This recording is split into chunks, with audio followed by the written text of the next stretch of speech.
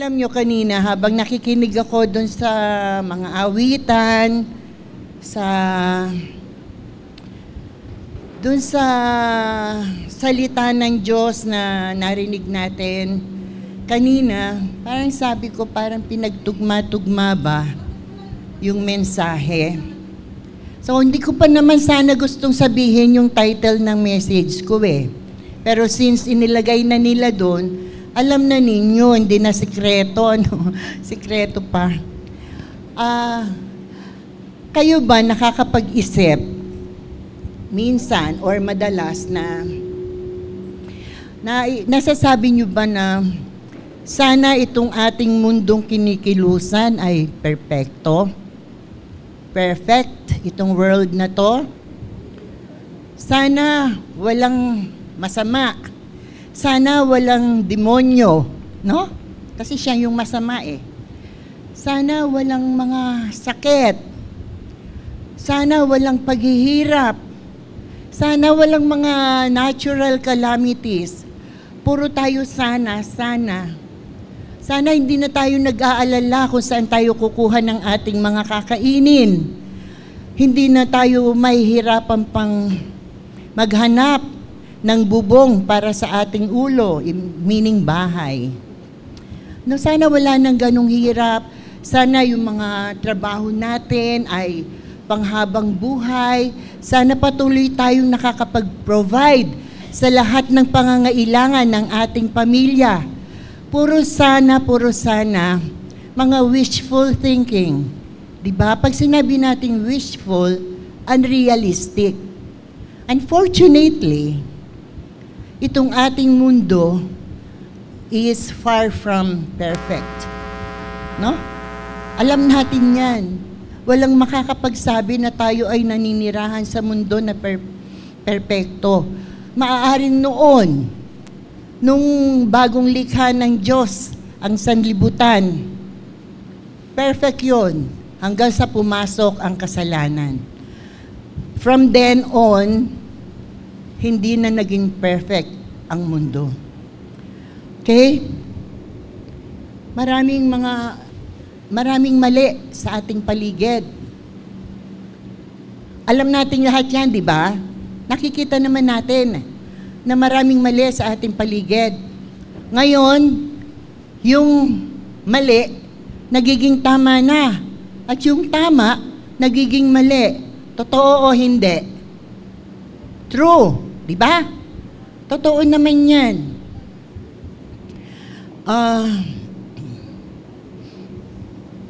Maraming nangyayari sa ating mga problema, sa ating kalikasan, yung mga natural calamities, nararanasan natin yan. Katatapos lang ng 2 bagyo na nalanta, no? Parang nalantang bulaklak. Nalanta, ang ibig ko sabihin.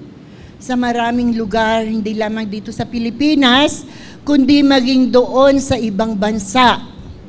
Natural calamities, earthquake, typhoon, hurricane, tornadoes, pag-erupt ng mga volcanoes. Wala tayong magagawa dyan sa mga natural calamities na yan. But then, marami rin sa problema natin ay man-made. Sabihin natin, noong araw, meaning, nung bata pa ako, hindi pa kayo tao karamihan, di ka pa tao nun, Brother Jeff, di ba? Alam nyo, pagka nagka-bagyo, hindi naman para bumaha ng ganyan. Dito sa atin, kumbaga parang nabahin lang yung ulap. Bumabaha na, di ba? Doon sa ibang mga lugar. Wala nung araw niyan eh. Pero mula nang yung mga mahilig mga mukam ng mga lupa, yung bundok, pinatag, tinanggal ang mga puno para gawing subdivision. Anong nangyari? Konting bahin lang, binabaha tayo. First time in my life, naranasan ko yung ganong klaseng baha. Nung Ondoy ba, we were not prepared para doon sa baha na yun eh. Yeah, man-made yan, although magkahalo iyan pero kung hindi sana sinira ng tao ang kalikasan, walang ganong mangyayari sa atin. So, man-made yung problema. Bakit? Nagtataasan ang mga bilihin, nagtataasan ang mga bayad sa kuryente. Wala kang makitang perfection dito sa mundo. And dahil dito, yung ibang tao, sinasabi nila na parang wala na tayong pag-asa na makaahon pa dito sa ating kalagayan. But then, hindi iyon ang ating alam. Hindi tayo naniniwala na wala tayong pag-asa. Meron tayong pag-asa. And at this point, inihiling ko po na tumayo tayong lahat. If you have your Bible with you, please open it sa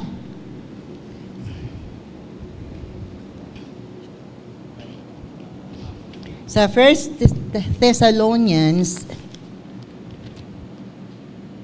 Thessalonians 4:14 to 18. Kung gusto niyo po ay makibasa kayo sa akin doon sa ano tawag doon? Blackboard. Sa? Slide. Yun lang pala tawag doon nakalimutan ko pa. Okay, let us read. Verse 14, for if so believe, or rather assure. Ako po mali basa. Okay, let's read. For if we believe that Jesus died and rose again, even so God will bring with him those who sleep in Jesus.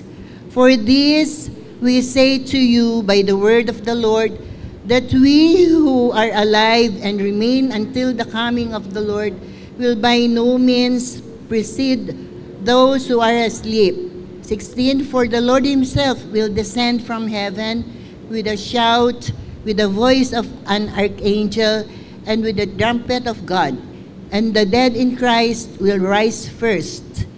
Then we who are alive and remain shall be caught up together with them in the clouds to meet the Lord in the air, and thus we shall always be with the Lord. Therefore, comfort one another with these words. Manalangin po tayo. Hallelujah, praise the Lord. Dakilang Diyos Ama, sa mga sandaling ito, mangusap ka sa amin. Bigyan mo kami ng kalakasan. Bigyan mo kami ng challenge, Lord, para gawin ang iyong kalooban. Bigyan mo kami ng kakayanan, Panginoon, na maunawaan, maitanim sa aming puso ang mga salita mo na maaaring magpalakas at magpatibay ng aming pananampalataya. Pinagkakatiwala namin sa iyo, dakilang Diyos, ang mga sandali ng pakikinig ng iyong salita. Sa iyo lamang ang kapurihan, kaluwalhatian, sa pangalan ng aming Panginoong Jesus. Amen. Para namang nagugulo buhok ko.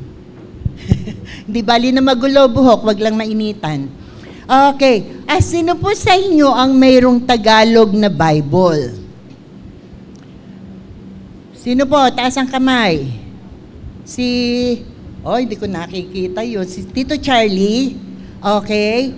Pakibigyan niya ng mic si Tito Charlie. Tito Charlie, pakibasa mo sa Tagalog yung mga talatang binasa natin. Kasi English lang ang nilagay ko rito. 1 Thessalonians 4:14 to 18 in Tagalog. Pakibasa ng malakas, hane. Makinig kayo, mga kapatid. Verse 14, dahil naniniwala tayo si Jesus ay ay namatay at muling nabuhay. Naniniwala din tayo, bubuhayin ng Diyos upang isama kay Jesus ang lahat ng mga namatay na sumasampalataya sa Kanya. At ito ang tinuro ng Panginoon na sinasabi namin sa inyo. Tayong mga namubuhay pa at natitira pa hanggang sa pagparito ng Panginoon ay hindi mauna sa mga namatay na. Sa araw na iyon ay marinig ang tinig ng arkangela, tunog ng trumpeta ng Diyos, at ang Panginoon mismo ay bababa mula sa langit na sumisigaw, at ang mga namatay na sumasampalataya kay Kristo ay bubuhayin muna. Pagkatapos, tayo namang mga buhay pa at natitira ay titipunin sa alapaap kasama ng binuhay upang salubungin ng Panginoon sa himpapawid. Sa gayon, makakapiling natin siya magpakailanman. Kaya nga, palaksin niyo ang inyong loob ng bawat isa pamamagitan ng mga salitang ito. Amen. Praise the Lord. Kung mapapansin ninyo, wala naman po tayong mababasang salitang pag-asa or hope doon sa mga talatang binasa natin, di po ba? Pero, pag ito po ay pinagtuunan natin ng mabuting pansin, yung mga talatang yun, nagbibigay sa atin ng pag-asa. Hindi lamang basta pag-asa, kundi eternal, pangwalang hanggang pag-asa. Ito yung blessed hope na hinihintay natin. Ngayon, alam ko itong pag-uusapan natin ngayong umaga, maaaring narinig nyo na to, no? Familiar na sa inyo to. But then, ang aking layunin ay para ma-refresh tayo dahil sa mga nangyayari sa ating paligid. Diba? Maraming nangyayari sa ating paligid na maaaring makapagpahina ng ating loob o makapagbigay ng mga katanungan. Bakit ganito nangyayari? O kahit na sa ating personal na buhay.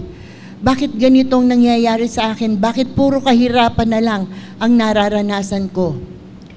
I want us to be reminded na mayroong salitang hope. Ngayon, let's define hope. Nakasulat na ba?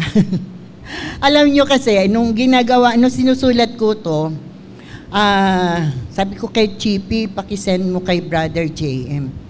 Sabi ni Chippy, Mami, lahat ba to? Sabi ko, oo, lahat yan.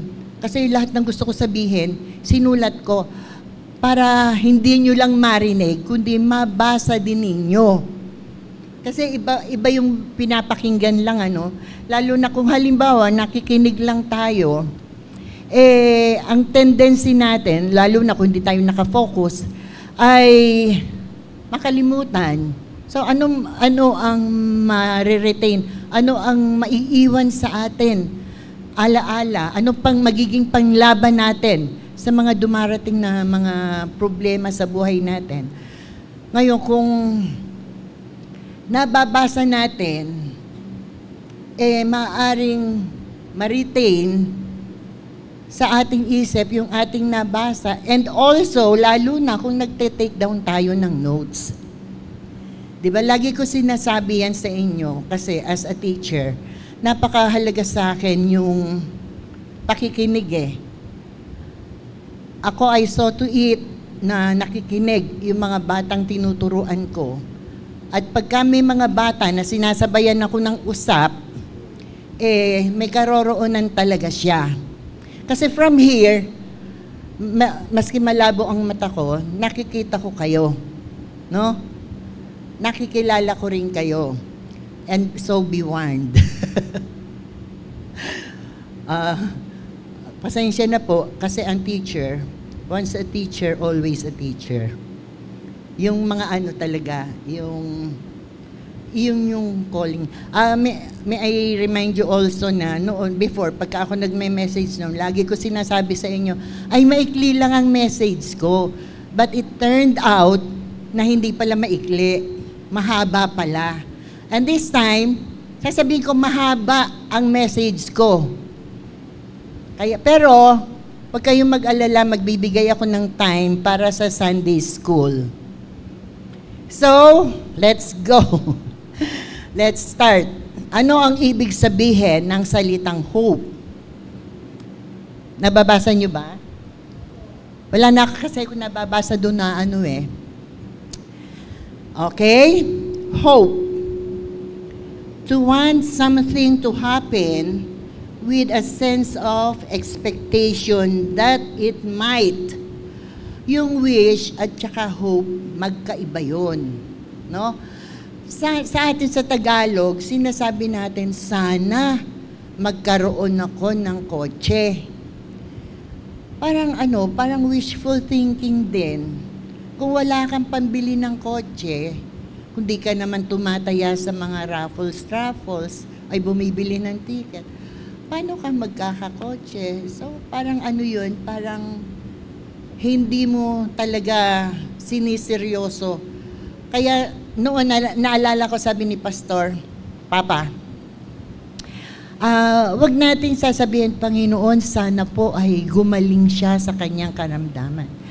Hindi parang, parang wishful thinking lang yun, parang hindi, parang unrealistic.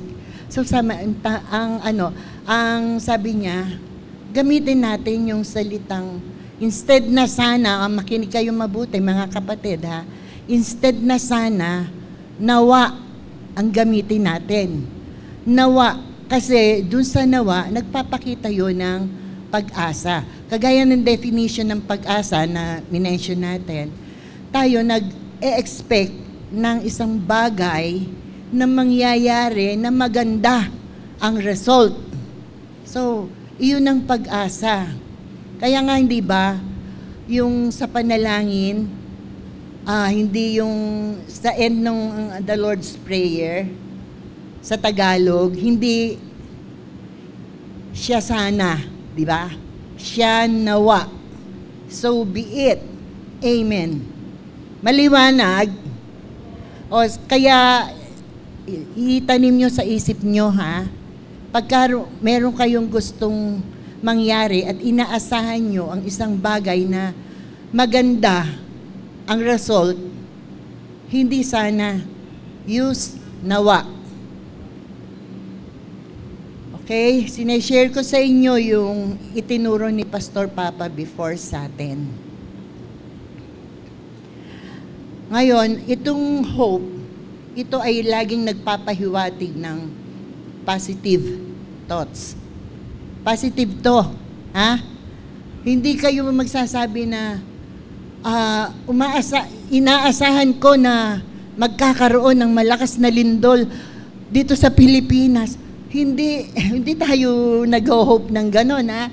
Ang hope ay palaging positibo. Palagi tayo naghihintay ng magandang result. Okay? Okay. Ngayon,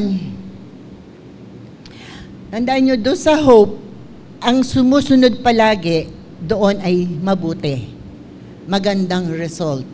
Ngayon, marami tayong naririnig na mga idiomatic expressions na ginagamit ang hope.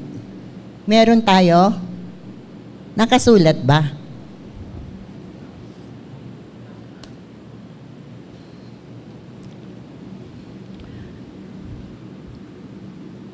Okay? Marami tayong narinig na mga idiomatic expressions, no? Like halimbawa, yung hope against hope. Ano ba ang pagkaintindi natin dito sa hope against hope? Ito yung parang umaasa tayo doon sa pag-asa na ang imposibleng bagay ay maaaring mangyari. Alam nyo, nandito pa yung glimmer of hope. Pag sinabing glimmer, ano ibig sabihin nun? May konti, di ba? May konting pag-asa. Tsaka ray of hope. Parang ganun din, parang glimmer din. May nasisinag kang pag-asa. Mga halimbawa natin, nung sabihin ng Diyos kay Abraham na siya ay gagawing isang malaking bansa, parang mahirap paniwalaan yun no? Kasi alam natin, matanda na si Abraham. Yung asawa niya, matanda na rin. 190. Paano magiging great nation si Abraham? Saan magmumula? Saan kukunin? Yun ang sabi ng Panginoon sa kanya. But then, si Abraham, hoping against hope, naniwala siya sa pangako ng Panginoon na gagawin siyang isang dakilang bansa. Makinig! Nasabi ko sa'yo, makinig kayo ha. Nakikita ko dito yung mga nagsa-cellphone. Huwag niyong hintayin sawayin ko kayo. Pasensya na po. Pero totoo po iyon. Don't let me see you na nagsa-cellphone while I'm sharing the Word of God. Respeto natin ang salita ng Diyos. Okay? Yung cellphone that can wait pagkatapos ng ating gawain. Bigyan natin ng panahon ang salita ng Diyos. Mag-focus tayo. Kasi mahalaga ito Lalo na sa panahon natin ngayon na maraming mga pagsubok, maraming mga problema. Kailangan ma-clear up ang ating mga pag-iisip. Maging malinaw patungkol sa salita ng Diyos. Okay? Ayun nga, one example of hoping against hope ay yung kaso ni Abraham. But then, sinabi nga na hope Ang hope ay laging may positive result, good result. And kahit na matagal ang paghihintay nila, ay nangyari. No? At inasahan ni Abraham yon, especially, na mangyayari yung salita ng Diyos. Ewan ko lang kung napanood ninyo ito ay napanood ko sa YouTube. Nanonood ba kayo ng Britain's Got Talent? Napanood ko siya doon. Ito, isang babae ito na sumali doon sa BTG. BGT. Baligtad. Di tinawag na siya, paglabas niya, hindi ko makakalimutan yung expression niya. Paglabas niya, labas siya, tayo siya sa harap, ayan ang mga judges. Payat siya, maliit, tapos ang buhok niya ay parang maikling masyado. Tapos, all smile siya, although mukhang kinakabahan. Ewan ko, napanood niyo ba yon? Nanonood ba kayo nun? Di ganun, di in-interview siya. Nasabi niya na siya ay may stage 4 cancer. Stage 4. Take note, stage 4. Pero sumali pa rin siya doon sa Britain's Got Talent.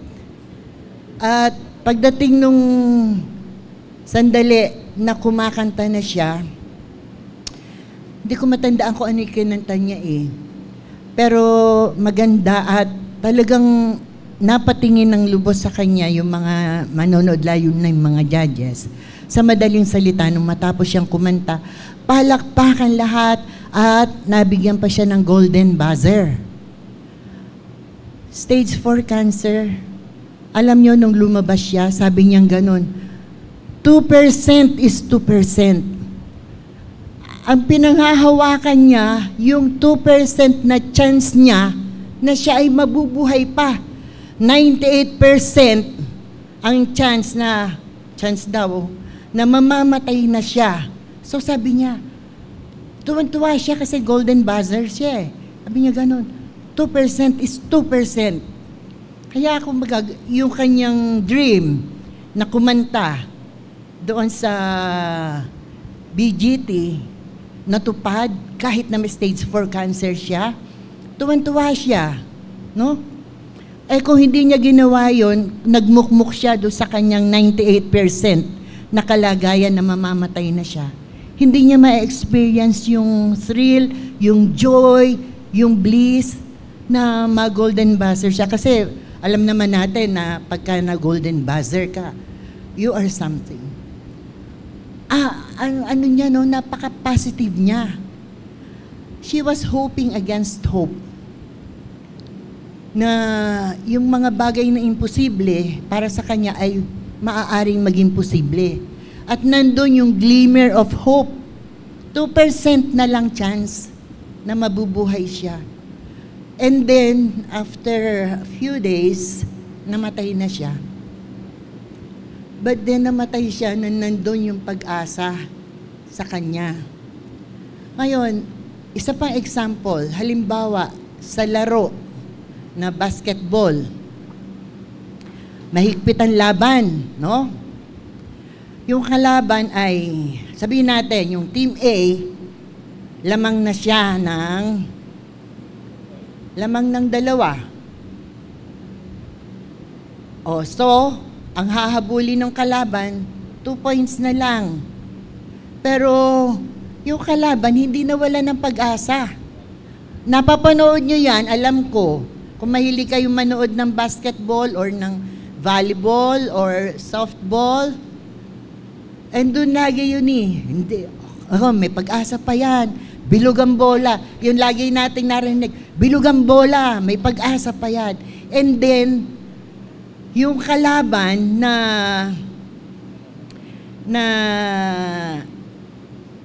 2 points ang talo nila, nagkaroon ng chance na makapag 3 points shot ba tawag doon? 3 points shot? Na shoot, 3 points. Ay di nanalo pa sila, di ba?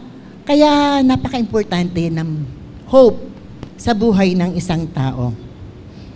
Realities of hope. It is impossible to live without hope. Ano po ang nangyayari sa mga tao na nawawalan na ng pag-asa sa buhay? It's either nagko-commit sila ng suicide. Marami tayong ang laki ng problema, wala ng pag-asa. Pag ganito buhay ko, mabuti pa mamatay na lang ako.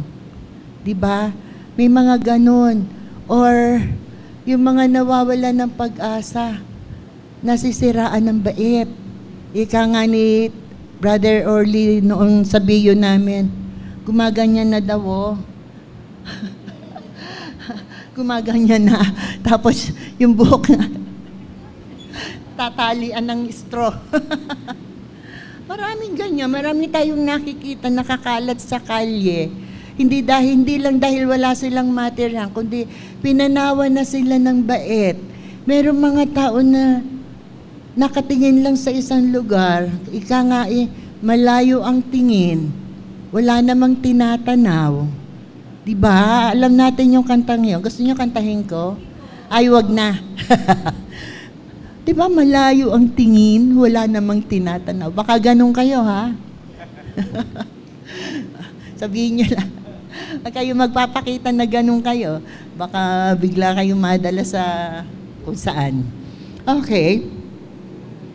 Ito ang greatest need ng ating generation ngayon. Bakit? Kasi, makikita natin sa ngayon, kabi-kabila ang problema. No? Ang 5 taon na bata ngayon, nakaka-experience na ng anxiety. 5 years old, may anxiety. Ano ba yan? Kasi, alam mo, yung mga influences ng sanlibutan, ay hindi maganda sa tao. Kaya, ayun, sa ating generation ngayon, may mga bata pa as in, pag sinabing bata, hindi pa teenager, na nagko-commit na ng suicide. Kasi hindi niya nagugustuhan yung nakikita niya sa paligid niya. Totoo ba yung sinasabi ko? Totoo yun kasi, nabasa ko yun Nabalitaan ko siya sa news. Nakakaawa, diba? So, kailangan ng generation natin ngayon ang pag-asa. The next, it is important that you have some hope. Sabi dito, some lang ha, some hope. Hindi all hope. Ito yung sa maaaring yung glimmer, no? Yung ray of hope. Kasi nga, pag nawala na yun, kahit yung glimmer of hope na yun, ano pa? Ano mangyayari sa atin? Naiintindihan nyo ang gusto kong iparating sa inyo? Na sa mundo, pag titingnan natin, wala tayong makikitang pag-asa. Pero ang pag-asa, hindi lamang yan salita. It exists. Okay. Hope have only positive expectations. Hindi tayo pwedeng umasa, tapos babawiin natin yung ating pag-asa. Di ba merong mga ganong tao eh? I hope pumasa ako sa board exam, tapos babawiin. Nako, baka hindi ako pumasa kasi ang hirap. Kung umaasa ka, napapasa ka, pangatawanan mo yun, napapasa ka. Come what may. Alam nyo mga kapatid, meron akong naalaala. Alam nyo sa UE, ako po kasi ay sa College of Liberal Arts. Sina pastor ay, tsaka kapatid ko sa BA, Business Administration. Ngayon, doon sa BA, meron dong outstanding student na naging president siya ng student body. Popular talaga siya kahit nasa anong college doon sa UE. Popular siya, scholar, kilala siya talaga. Kasi noong nagbotohan, nag-election ng student body, ano siya for president. COMELEC member kasi ako noon, kaya alam ko yun, yung mga resulta ng botohan noon. Outstanding siya, may itsura, gwapo siya, mayaman, parang, although mukhang nerd, pero ganun ang kanyang kalagayan. Ha? Mayaman siya, popular, kasi nga president, scholar, tawag dito, graduate ng summa cum laude. Ang course niya ay accountancy. So dumating, graduate siya. Ano pa ine-expect mo sa ganong klaseng estudyante? Nag-take ng CPA board exam. So siyempre, dahil doon sa kanyang mga qualifications, sa kanyang mga credentials, without batting an eyelash, sabihin natin, nako, baka mag-top yan. Pero the sad thing was, he failed. He failed the CPA board exam. Hindi niya matanggap na bumagsak siya. And know what he did? Nag-suicide siya. Parang nawala na kasi siya ng pag-asa. Nag-suicide siya. Hindi na siya nagtangka na, di bale, next time, baka meron akong na-miss o nagkamali ng intindi or what. May next time pa naman. Meron mga kumukuha dyan ng bar exam, naka-3, naka-4, hanggang naka-6. Sige, asa pa rin, kahit nakaunting pag-asa na lang. Kasi habang tumatanda ka, parang lumiliit yung pag-asa mo, di ba? Pero sige, at doon sa kahuli-ulihan pag-take niya, pumasa na siya. Finally. So yun, mahalaga yung pag-asa. Sabi ko sa inyo, mahaba ang message ko. Pag inaantok na kayo, manghingi pa kayo ng biskwit. Meron pa ba? Or uminom kayo ng kape. Okay. Nasa na ba ako? Naku, nasa number 2 pa lang ako. 5 yun. Eto, merong tayong mga sitwasyon sa buhay natin na nawawalan tayo ng pag-asa. Na-mention ko na yung iba kanina, di ba? Ngayon, bibilisan lang natin to. Basahin natin yung mga ibang mga pangyayari sa buhay natin na nawawalan tayo ng pag-asa. First, alam ko, sinulat ko yon. Nakasulat ba? Okay. When the sky is dark, this is not literal na dark sky, ha? Ito yung, kumbaga, ang dilim ng paligid natin. Hindi lamang literal na madilim. Kumbaga, parang wala tayong makitang liwanag sa ating kinabukasan. Kumakapa tayo, hindi ba pagka madilim, nangangapa lang tayo, hindi tayo sigurado kung anong makukuha natin, di ba? Pag tayo nangangapa. So, yun. Meron ba sa inyo naka-experience nito na one time in your life ay parang napakadilim ng inyong mundo? Uy, may nagtaas ng kamay. Hindi, totoo kasi to. Next, when you are all alone. Ay, na-experience ko to. Sabihin nyo naman, eto na naman, Sister Dali, kukwento mo na naman experience mo. Kaninong experience sa ikukwento ko, kundi yung akin, yung nangyari sa akin, di ba? Nung dinala ko nung pandemic, kalalaan ng COVID, dahil walang mga hospitals na may bakante para sa mga pasyenteng may COVID, wala na sa paligid namin, wala na kahit sa mga karatig lugar. Alam na ninyo kung saan ako napunta, di ba? Saan ako napunta? Valenzuela, baka ako sa Venezuela. Valenzuela. Malay ko naman kung saan yung Valenzuela. Napupunta akong Valenzuela doon sa lugar ng mga in-laws ko. Pero yung ibang lugar ng Valenzuela, hindi ko alam yun. Gabi yun eh. Wala akong kamalay-malay kung gaano kalayo yun. Napakalayo pala noon sa Marikina. May gali, ang layo. Di ganun. Dinala ko nung favorite son-in-law ko. Oo.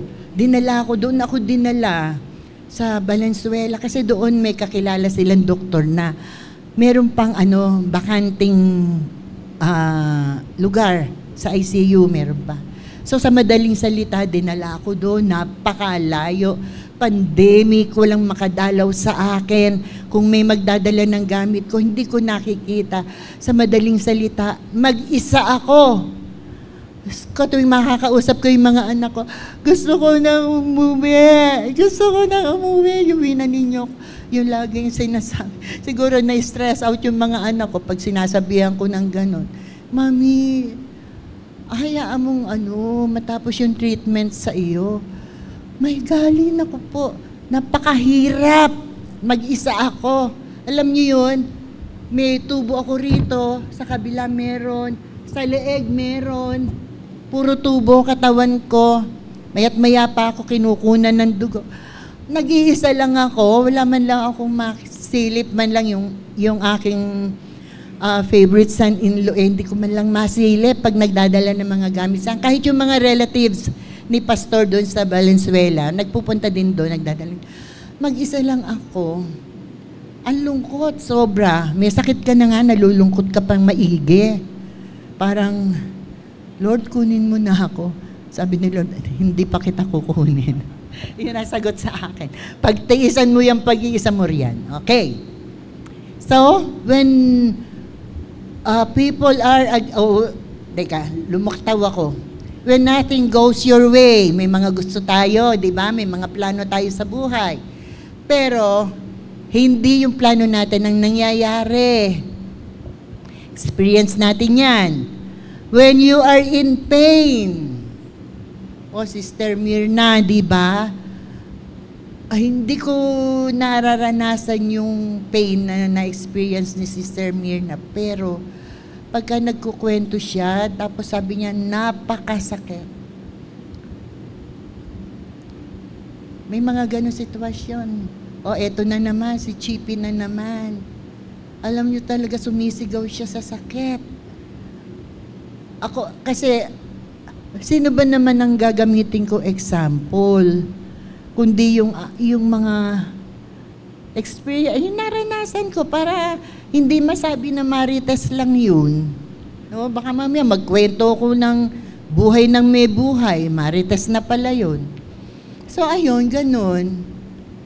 When you are in pain, when people are against you, lalo na yung nag-iisa ka lang na mananampalataya sa pamilya mo, lahat kalaban ka o kalaban mo, lahat galit sa'yo. When your loved one, when those you love are in crisis, minsan wala tayong problema, pero pag alam natin ang kapatid natin o magulang natin may mga problemang pinagdaraanan, affected tayo, di ba? Nararanasan nating lahat yan. Lahat ng binabanggit ko rito ay maaaring hindi lahat na experience natin, pero kahit isa man lang dito ay pinagdaanan natin. Okay? Na-feel nyo na ba na minsan parang napakalayo ng Diyos sa inyo? Dumating ba yung time na yon sa inyo? Na parang ang layo ng Diyos, parang hindi dinirinig ang panalangin mo? When doubt and confusion weigh you down, and when you are about to breathe your last, yung naghihingalo ka na, no? Ito, mga pangyayari ito na one way or another ay napagdaanan natin. But then, isang katotohanan ang dapat nating tandaan. God is there. Sa lahat ng sitwasyon ng ating buhay, kahit isipin natin na parang ang layo ng Diyos, ang totoo, God is there. And when God is there, there is hope. Okay? Kaya, ano man pinagdaraanan natin, huwag tayong mawala ng loob ba? Huwag tayong matakot. Dahil nandun ang Diyos. Kasama natin ang Diyos. Di ako malulunod. Yun nga ba yun? Malulunod agad. Di ako matatakot. Kasama natin ang Diyos. God is omnipresent, meaning He is present everywhere.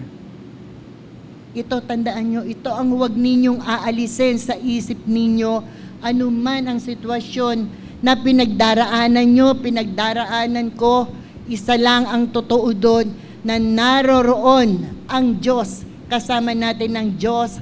Walang reason na tayo ay mawalan ng pag-asa sa ating buhay. Okay lang ba? Inaanak na pogi. Kasi si Jeff, ayun no, yung pogi doon. Alam nyo to, nababalitaan ko to, uuwi, June na, tama ba? Tama? Natapos ang June, walang Jeff na dumadating. Natapos ang July, walang Jeff na dumadating. Natapos ang August, walang Jeff. Yung kanyang sweetheart,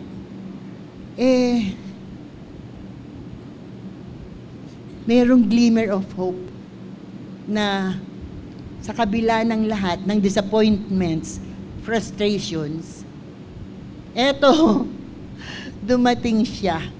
Diba? Kaya, panghawakan natin yun, na ang Diyos is everywhere. Huwag ninyo, di ko maramdaman eh. Bakit ganun? Bakit hindi niya tinutugon panalangin ko? Kontrabulati ka pala eh. Pag mong kinokontra yung gagawin ng Diyos sa'yo, maghintay ka. Diba? Okay.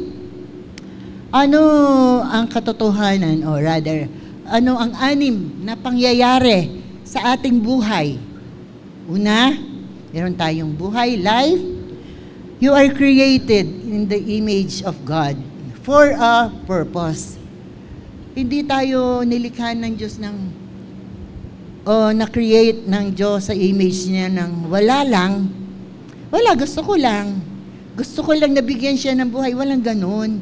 Meron tayong purpose. Lahat, bawat isa sa atin, may purpose ang buhay natin. Remember that, mga kapatid. Kung may life, merong death. Okay? May death. Namamatay tayo physically, but not spiritually. Kasi yung spirit from the Lord, babalik yon sa Diyos, yung ating spirit. And then, nandun na ba? Destination natin. Yung ating destination, natatapos dun sa ating kamatayan. Then, pag namatay tayo, meron tayong dalawang patutunguhan. Nakadepende yon sa kung paano natin ginamit ang ating buhay. Kung ito ba ay ginamit natin para sa Panginoon o ginamit natin para sa sanglibutan. So may destination tayo. Lumabas na si Beauty.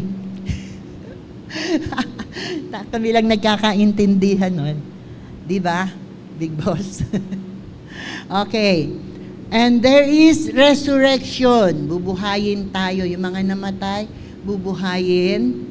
At kung hindi pa dadating ang Panginoon, mamatay tayo, ay bubuhayin pa rin tayo at pagkakalooban.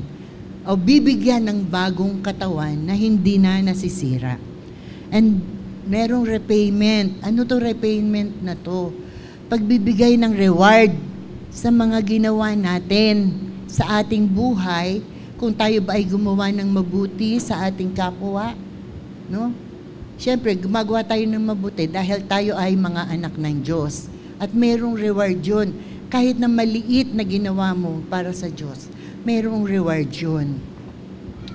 And the next one is eternity. You will be forever in the presence or absence of the Lord. Kung ikaw sa Panginoon, mabubuhay ka kasama ang Panginoon. Pero kung hindi ka nabuhay, na wala ang Panginoon sa buhay mo, hindi mo siya makakasama. Ganun lang kasimple yun. No? Kaya mahalaga yung nananatili tayo doon sa kalagayan natin na tayo ay nasa Panginoon. Punta tayo ngayon doon sa eternal eyesight. Eternal eyesight. Okay. Number 1, look at life's storm as opportunities for eternal praise. Ano ibig sabihin nito? Dumadaan tayo sa mga sabihin natin, idiomatic expression yun. Bagyo ng buhay. Binabagyo tayo ng mga problema, ng mga alalahanin, ng kung ano-anong mga bagay. Pero kung tayo dumadaan dito, wag natin itong isipin, tayo negative agad no? Negative agad tayo. Bakit ako dumadaan sa mga ganitong sitwasyon? Napakahirap ng buhay ko. Bakit? Bakit? Puro tayo bakit? Pero instead na isipin na yung mga storms na yun, mga pagsubok na yun ay opportunity para tingnan tayo ng Panginoon at yung eternal praise, ibigay sa atin ng Panginoon. Tayo ay nagpupuri sa Panginoon, pero ang Panginoon ay pinupuri din tayo doon sa ating mga paninindigan. Hindi natin pinupuri yung sarili natin. No? Kumbaga, ang Diyos ang nagbibigay ng recognition doon sa pagtatagumpay mo. Lahat tayo, dinaranas natin to. Walang magsasabi, nagsasalita ka ng ganyan. Dahil hindi mo naman pinagdaanan yan. Hindi ka naman dumaan ng hirap. Meron ba dito na hindi dumaan ng hirap? Kahit isang tuldok? Kaya liit naman nun, no? Tuldok. Walang perfect ang buhay sa atin. Kung merong nagtatagumpay ngayon, sure, may pinagdaanan siyang mga pagsubok sa buhay niya. Okay, next. Focus your thoughts on the unseen spiritual world. Huwag tayong tumingin doon sa ating paligid kasi madidismaya tayo. Merong tayong merong lugar na hindi pa natin nakikita, doon tayo tumingin. Hindi natin nakikita pero tingnan natin yun. No? Paano kaya yun? No? Hindi naman natin nakikita pero yun ang tingnan natin. Meaning, nasa Bible naman yun. Nasa salita ng Diyos. Although hindi natin nakikita literally, makikita din natin yun one day. Okay, next. See your present circumstances as only temporary. Eto na naman, may pinagdadaanan tayong hirap. Experience ko na naman, ang share ko sa inyo. Yung ginagawa, yung bahay ng Mark, Ivy, sa second floor sila. Kailangan bakbakin yung aming kesame na bagong gawa, bagong pintura, kailangan bakbakin kasi papalitan ng semento. So, binakbak. So, walang bubong. Bukas na bukas. Pero inalis namin yung mga gamit namin doon. Maliban na lang doon sa namin, yung aparador ng mga damit. Kasi ang laki. Ay, hindi mabuhat, hindi maidaan sa pinto. Kasi doon inassemble yun sa loob ng kwarto eh. So, ayun. Ay, di ganun ang kalagayan, walang bubong. Eh, nagustuhan ng langit ba yun? Na umulan ng umulan. Umulan ng umulan. Naku po. Ito kaming dalawa ng anak ko na parehong may diferensya physically. Nag-ano ng baha, nagtataas ng mga gamit. Napakahirap. Kayo, kung nakikinig lang kayo, kung hindi nyo naranasan yun, hindi nyo mapipicture yung hirap na dinanas namin ni Chippy. Pero ako, hindi kasi ko yung masalita na, naku, ba yan? Wala, hindi. Tahimik lang ako. Iyan ang isang positive na trait ko. Tahimik ako. Doon sa panahon na kailangan ko tumahimik. Kasi kung magsasalita, eh lalala yung sitwasyon, di ba? Parang mas lalong bibigat yung dinadala mo. So, tahimik lang ako. Basta sinasabi ko lang kay Chippy, matatapos din to. Dadating din yung time na magiging maayos tayo. Maayos sa taas, maayos dito sa atin. Which is true. Dahil, ayun, tapos na yung pinagdaanan namin. Okay na kami ni Chippy doon sa aming tirahan. Okay na sina Ivy doon sa tinitiran nila, although may mga konting finishing pa rin. Magkakasama na kami, kasama ko na yung aking anak, dalawa lang naman ng anak ko. Gusto ko kasama ko sila pareho. Tapos yung mga apo ko, nandun din. Minsan yung mga ganong sitwasyon, susubukin ka kung hanggang saan ka, magtitiwala, kung hanggang saan ka maninindigan. Minsan dadating sa isip mo, baka hindi ito kalooban ng Diyos kasi ang daming problemang dumadating. Pero part ng pagsubok yan tinitingnan ko hanggang saan ka magtitiwala, kung hanggang gaano katatag ang pagtitiwala mo sa Panginoon. And praise the Lord.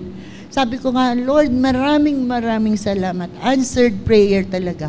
Ako ang personal na prayer ko, makasama ko yung aking anak, si Ivy. May 3 siyang anak. Alam naman ninyo kung ano kalagayan ni Ivy doon sa mga anak niya. Isang babae na 18 years old na parang bata. Hindi naman siya kaya lang hindi siya exposed kasi sa mundo. Although may konti siyang exposure, pero marami siyang hindi alam sa buhay. Tapos yung 2 apo na lalaki, malalaki na sila. Si Cameron, 13 na, teenager na. Si Sawyer ay 10. Pero para mga bata pa rin sila. Sabi nga ni Ivy, my forever toddlers. Kasi magugulat kayo, parang bata talaga. Si Cameron, non-verbal yun eh. Pero sweet naman siya. Yung apo ko, alam na ninyo, suki ng 7-Eleven yun. Pumupuntang mag-isa yun sa 7-Eleven ang hinahabol na lang ng mga kasama sa bahay dahil ang husay, umiska po nun. So, ayun. See your present circumstances as only temporary. Kaya kung ano pinagdadaanan nyo, mga kapatid, alam ko, iba sa atin, may mga pinagdaraan ng matindi sa buhay nila. Isipin ninyo, hindi yan panghabang panahon. Temporary lang yan. Lilipas din yan. Matatapos din yan. Kasi dadating yung time na pag kapiling na natin ng Panginoon, wala na, tapos na. Diba? Kaya, tiis-tiis. Kung kayo'y nalulungkot, grieving, iba kasi yung sadness sa grief eh. Yung grief, matindi ito, matindi. Nanunuot ito. Nanunuot sa kaibuturan ng puso at kalooban. Pero yung sadness, ay ano lang, makakita lang ka ng nakakatawa, makakalimutan mo na malungkot ka pala. Pero yung grief, kahit tumatawa ka, ramdam mo pa rin yun sa puso mo, sa dibdib mo eh. Speaking through experience. Okay. Next. Okay, understand that God is preparing a new body for you. Kaya kung yung mga may sakit dyan, yung mga iika-ika na maglakad dahil masakit ang tuhod, yung hinihingal, konting kilos, yung hindi makakita, malabo mata, temporary lang lahat yan. Bibigyan tayo ng bagong katawan ng ating Panginoon. Ano kaya itsura? Pasensya ka na, Brother Orly, pagtingin kong ganun, ikaw nakikita ko, ano kaya itsura ni Brother Orly pag pinalitan na ng Panginoon ang kanyang lupang katawan? Wow! Definitely. Tall, handsome, and never mind.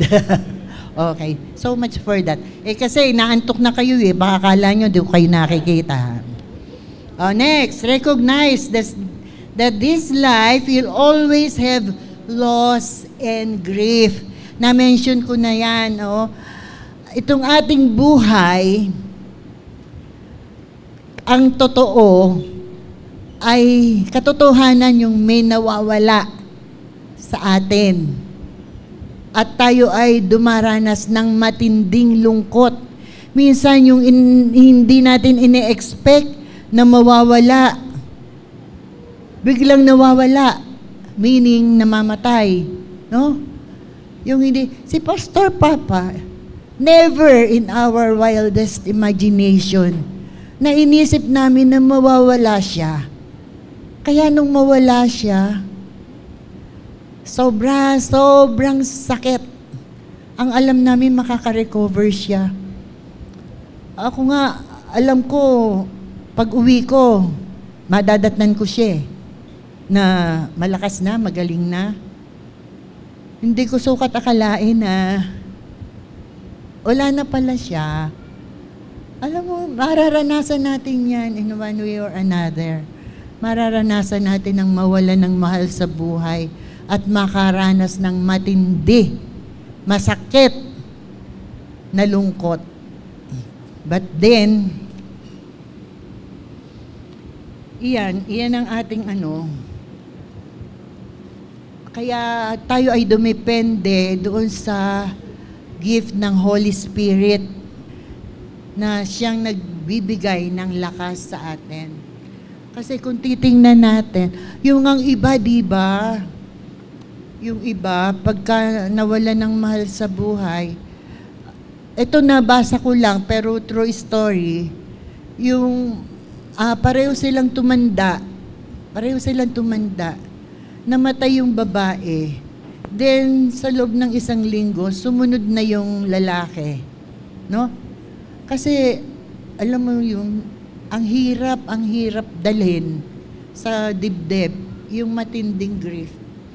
Parang, ano ba, parang wala ka ng ibugang lungkot, ibugang grief, yung iyak mo, wala na, hindi mo na malaman kung paanong iyak ang gagawin mo para matanggal yung sakit sa kalooban mo.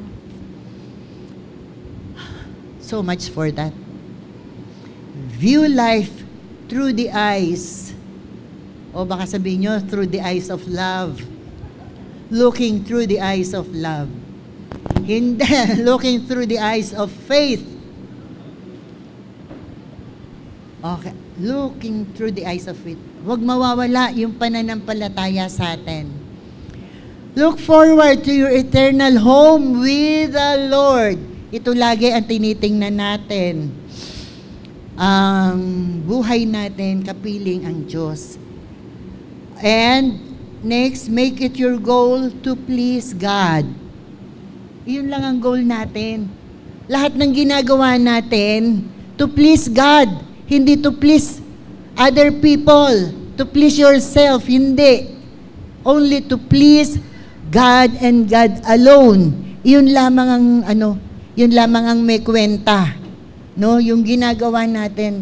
Kasi gumawa tayo ng mabuti sa ating kapwa para matuwa siya sa atin. Later on, pag may nagawa tayong pagkakamali, nakalimutan na yun. Diba? Ganun ang tao.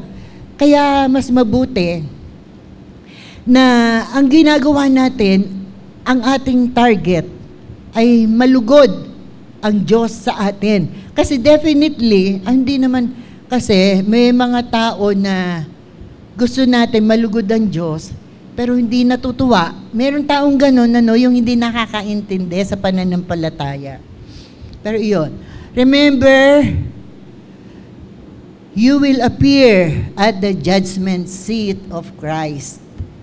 Dadating yung araw ng paghuhukom. Hindi naman na tayo huhukuman kung pupunta tayo sa impyerno o hindi. Wala na tayo ganun. Kundi yung mga ginawa natin para sa Kanya. No? Ito ba ay ginawa mo for me? O, pagka hinagi sa apo yun, kikinang siya, di ba? Pero kung ginawa mo lang just for the sake, pagka hinagi sa apoy, masusunog. Pero it doesn't mean na hindi ka ligtas. Ligtas ka na, kaya lang merong pagsusukat doon sa ginawa natin. Kung iyon ba ay ginagawa natin for the Lord, always for the Lord. Nako, sandali na lang ang aking oras. Pero bibilisan ko, ha? Now, how hope acts. How hope acts. Yun, okay. Hope looks for the good in people instead of harping on the worst in them. Ito, lagi nating tingnan kung ano mabuti sa isang tao. Huwag yung kanyang kahinaan. Huwag yung kanyang kapintasan. Kasi pag yung kahinaan o kapintasan niya ang tinignan natin, maaari tayo magkasala. Diba? Kasi magsisimula na rin tayo magsalita. No? Kumbaga, dadagdag pa tayo. Kung tingnan natin, itong kapatid na to, masipag naman. No? Masipag naman, maaasahan naman palagi. Okay. So, wag niyong tingnan yung negative sa inyong kapatid, sa ating kapatid. Always look at the positive side ng ating kapatid. Okay, next. Dito, tingin, kung saan kayo nakatingin, ha? Alam nyo, hindi ko kayo nakikita. Pag may dumadaan doon, tinitingnan nyo. Eto ko, oh. Okay, next. Hope opens door where despair closes them. So, wag tayong mawawalan ng loob, wag tayong madi-discourage, wag tayong madi-disheartened. Kasi kung tayo'y may pag-asa, walang lugar ang despair, no? Next, hope discovers what can be done instead of grumbling about what cannot be done. Ito, sakit to na maraming tao. May nakita isang bagay, Naku, ang hirap naman yan, di natin kayang gawin yan. Imbis na mag-isip ng paraan kung paano magagawa, anong na kaagad, nakakontra na kaagad. No, huwag ganun. Huwag may mahirap, mag-isip tayo kung paano mapapadali ang isang bagay na mahirap.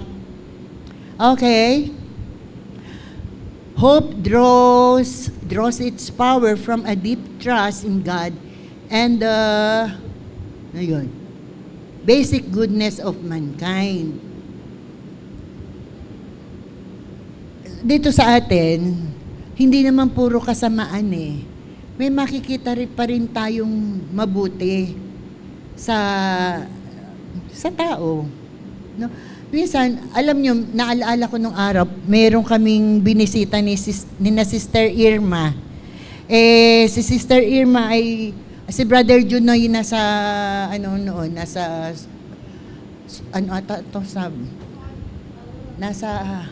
Saudi. Nasa abroad, OFW siya. So meron silang naiwan na sasakyan na, ano tawag doon sa sasakyan na yon? Pera. Oh, salamat sa pagsusupply. Pera. Di pupunta kami doon sa friend niya na Bible studyhan namin. Sister Irma, marunong mag-drive yon. So sakay. Si Sister Telma, ako, sino pa ba kasama namin? Basta yung mga babae. Wala kami kasama atang lalaki nung puro kami babae. Doon sa lugar na yun, parang merong papuntang bangin. Ay, itong Sister Irma, magmama ni Obra, nandun na kami, papunta na kami, mahulog na kami doon sa parang pinakabangin doon. Ako, hindi namin malaman. Sister Telma, takot na takot. Ako naman, nandun lang ako, steady lang ako, hindi ako kumikilos. Parang kasi pag kumilos ako, baka dumiretso, no? Alam nyo, mayroong mga tambay doon. Kilala nung pinag-Bible studyhan namin. Tingin-tingin siya doon. Tingin-tingin. Sabi nung baka kaya mong ito. Sige, tiningnan niya. Okay, sige. Pinaalis si Sister Irma. Siya ang maniobra ba tawag doon? Di gano'n. Sa madaling salita, nakaahon kami. Nakaahon kami. Tapos sabi nung babae, yung friend ni Sister Irma, sabi doon sa tambay, hindi ko ina-expect, Sabi niya gano'n. Baka mahihingan pala kita ng tulong balang araw. Kasi tatambay-tambay lang dun eh. Kumbaga parang meron pala siyang katangian na maganda na makakatulong sa kanyang kapwa. Kaya, yun, lagi yung mabuti ang tingnan natin. Kahit na kumbaga parang wala kang makita maganda. Still, sipin natin na iyan ay nilikha ng Diyos. There is something, maliban na lang na i-declare niya sa sarili niya na siya ay laban sa Diyos, no? Pero hangga't hindi, maaari nating isipin na merong pa ring magandang katangian na makikita sa Kanya. Kaya huwag tayong judgmental sa ating kapwa. Lagi nating isipin na sa taong ito, merong mabuti tayo maaaring makita. Okay, next. Hope lights a candle instead of cursing the darkness. Nag-brown out. Nako, ang dilim naman. Wala akong makita. Reklamo. Ikaw ba naman, kahit yung cellphone mo, gamitin mo, may liwanag yan kahit konti. Kumuha ka ng kandila or anong masisindihan para magkaroon ng liwanag. Don't curse the darkness. Mag-light a candle. Okay? Hope regards problems. Listen, pakinggan nyo ito mabuti.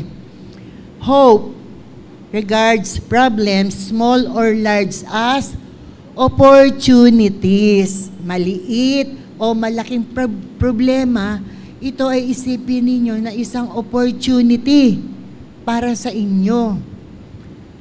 Para mahirap, ano? Pero pwede. Bakit pwede? Kasi may hope ka nga eh. Ang ina-expect mo sa pag-asa mo, yung mabuting resulta. Okay? Hope cherishes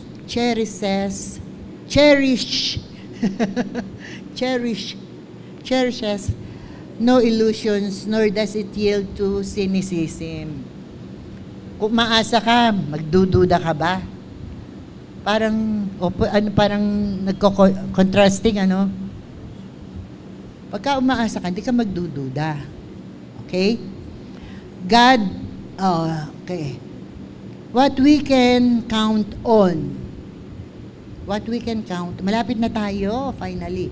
God's mercy for our past mistakes. Lahat tayo nakagawa ng mga pagkakamali sa ating buhay. Minsan isipin natin, napakalaki ng pagkakamali na aking nagawa. But we can count on God's mercies. Binibigyan tayo ng chance para ituwid yung ating pagkakamali. God's love for our present needs. Meron tayong pangangailangan ngayon. Ang pag-ibig ng Diyos ang magsusupply sa atin. Halimbawa, mga anak natin, mahal natin, nagugutom, gusto ng pagkain. Di ba natin siya bibigyan ng pagkain? Di ba siya natin bibigyan ng pangailangan niya? Dahil sa kanyang, dahil sa pagmamahal natin sa kanya, gagawa tayo ng paraan para maibigay yung kanyang pangangailangan. Okay? God's sovereignty for our future. Makakaasa tayo palagi. Makakadepend tayo palagi sa kapangyarihan ng ating Diyos. Okay? God answers. Ito gusto ko tandaan ninyo to. God answers. Marami to, marami. Pero gusto ko tandaan ninyo to. Kasi marami tayong mga pangangatwiran sa ating mga sarili.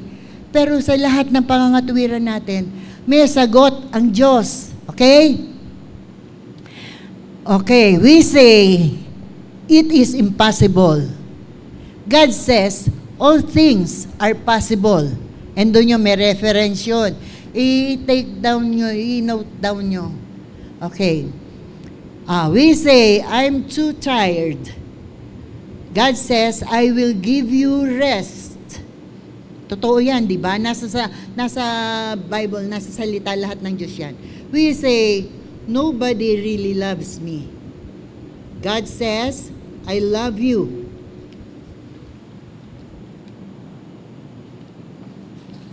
O makakapag-ano pa ba kayo? Makakapagreklamo pa ba kayo sa Diyos na hindi ko na kaya. Okay. We say, I can go on. God says, my grace is sufficient. We say, I don't figure things out. We say, God says, I will direct your steps. We say, I can't do it. God says, sabi ng Diyos? Basahin nyo. You can do all things. Okay, ganito gawin natin ha, para matanggal yung antok nyo. Ako ang magsasabi ng, we say, kayo ang magsasabi ng God says. Sabihin nyo yan ng malakas, don't just mumble. Okay? Sabihin nyo na malakas, convincing yourself. Kasi ito ay salita ng Diyos. Okay, we say, I'm not able. Okay, very good. We say, it's not worth it. Okay. We say, I can't forgive myself. Humihina. We say, I can't manage. We say, I'm afraid. We say, I'm always worried and frustrated. We say, I don't have enough faith.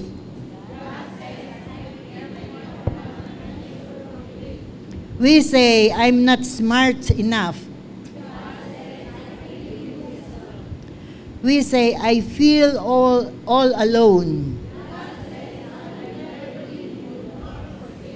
Oh, meron pang reklamo? Lahat ng problema nyo may katugunan ng Diyos.